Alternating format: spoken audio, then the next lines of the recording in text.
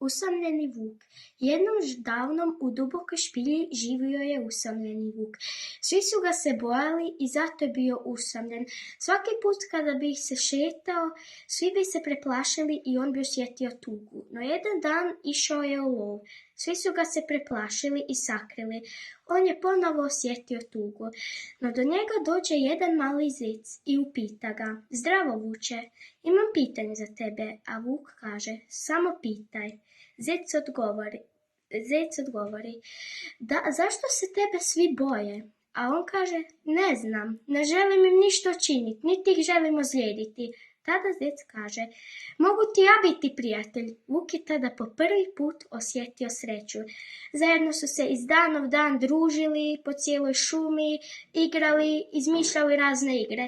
I tada su svi stanovnici šume vidjeli da vuk uopće nije zao nego dobar. Tada su ga prihvatili u šumu, počeli su se družiti, a vuk je bio sretan i prvi put je osjetio sreću.